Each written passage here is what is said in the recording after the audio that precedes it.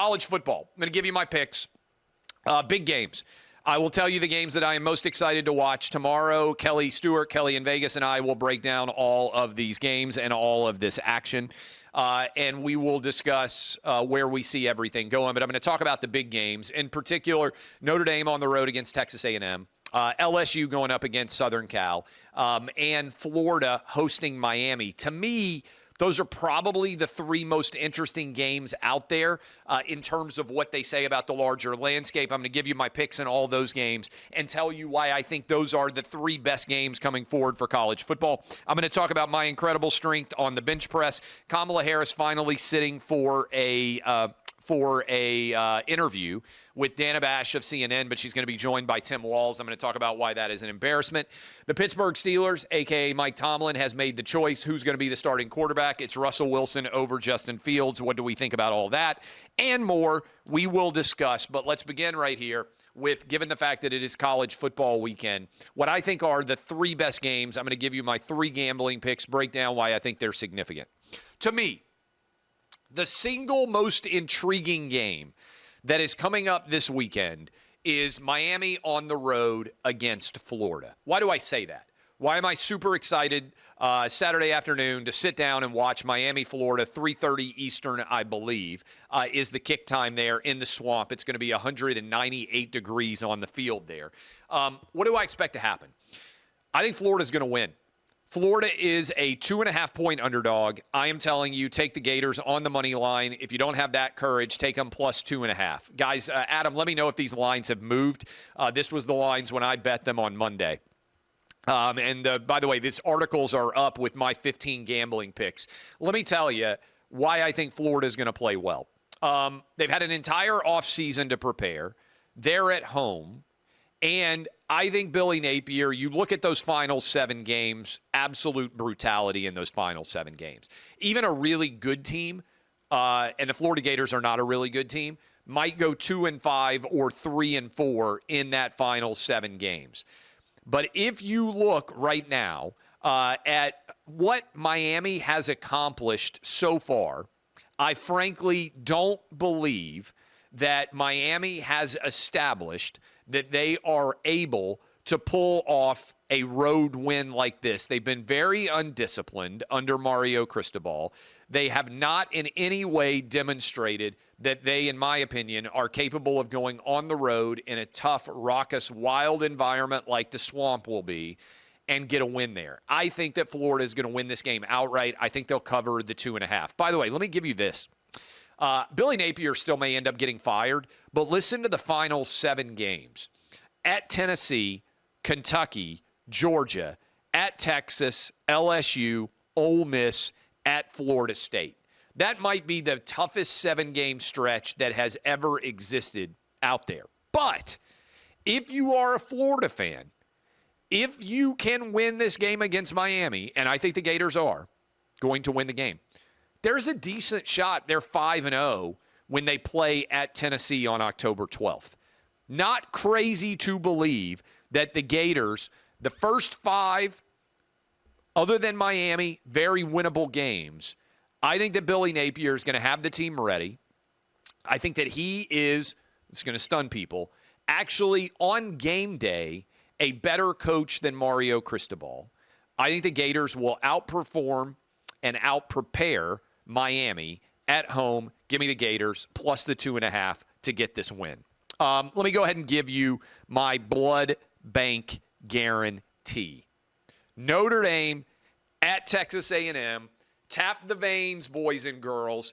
Texas A&M is going to cover the 2.5, and they are going to also, the under is going to hit. But my blood bank is Texas A&M on the 2.5. You say, why? Mike Elko last year at Duke coached Notre Dame's new quarterback, who has transferred, Riley Leonard.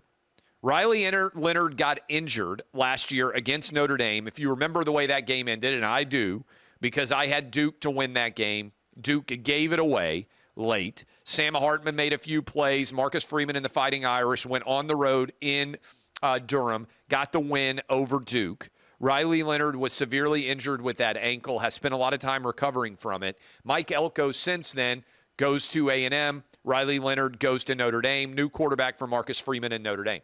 Nobody knows Riley Leonard better than Mike Elko. He's a defensive-first coach. He was able to slow down that Notre Dame offense. I think he will be able to do the same in College Station at night. I've been to a lot of College Station games. A&M is one of the loudest stadiums anywhere in the country. I don't think Notre Dame will play well there. I think that it will be a low-scoring game. I like Notre Dame 20-13. The under hits by double digits, I think. But, again, tap the veins, boys and girls. If you want to be drinking for free in the Dixie Chicken, if you want to be out in Aggie Land saying, thank the Lord for Clay Travis and the Blood Bank guarantee, you need to take A&M minus the 2.5.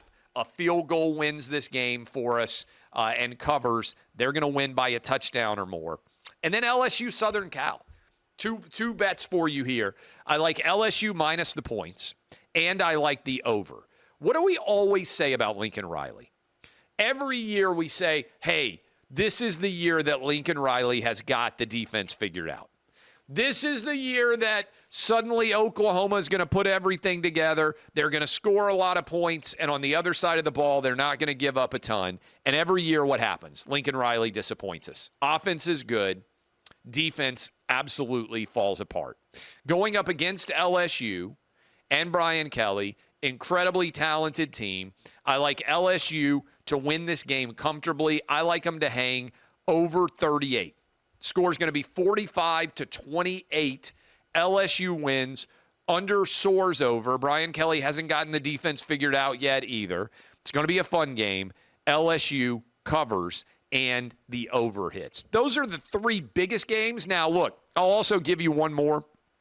Clemson, Dabo Swinney trying to get back on track again. Tomorrow we'll give you a full breakdown of all 15 of my picks. Kelly Stewart, Kelly in Vegas will have her own picks.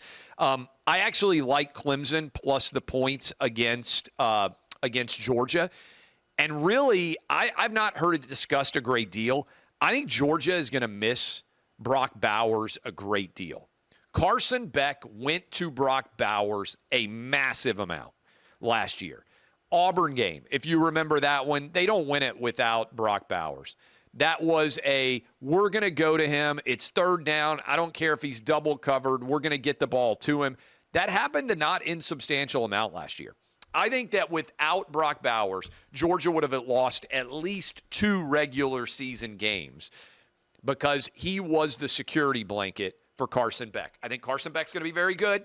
Georgia's the most talented team in football. Maybe Alabama and Ohio State could have an argument there if you look at recruiting class rankings, but in general, I think I think that Clemson goes and manages to keep this around an 8 to 10 point game. So people out there said, "Oh, of course you picked the SEC in the game with Florida over Miami, and you picked the SEC with A&M over Notre Dame, and you picked the SEC with LSU over Southern Cal. You're a stupid homer." All right, I'm taking Clemson to cover the number against Georgia. I'll give you one more. Penn State, West Virginia, big noon kickoff. I'm going to be on big noon a bunch of weeks again, like I have been the last 3 years. I like Penn State to cover, and I like the over in this game in Morgantown. I think it's going to be a lot of fun. James Franklin covers at a very high rate. I think he gets it done. Fun game. Old school rivalry. A lot of people don't realize how close that area of the country is. When I went to Morgantown, I flew into Pittsburgh. When I went to State College, I flew into Pittsburgh. A lot of overlap there. In fact, and I don't know if this ever aired. I did a pilot back in the day, like a decade ago for FS1, and I went to Morgantown, bought a couch, and burned it. That was a part of our show, an OutKick show that we did. It was lots of fun. I don't know that thing ever saw the light of day, but we had a lot of fun with it. There, what did I do? Pick 5 games. There's 15 picks up on OutKick. Tomorrow we'll give you more detail. Are there any other games? Those are probably the 5 most intriguing games to me. Let me make sure that I didn't miss any other big game that I picked. I'm scrolling through my picks right now. A lot of games out there. As usual in week 1, a lot of the games that are going on are substantial lines. In other words, it's like Tennessee against Chattanooga, Alabama against Western Kentucky, Colorado State on the road against Texas. I've got picks in those games as well, and we'll talk about them tomorrow. But those are, to me, the games that jump out that are the most interesting and the most entertaining.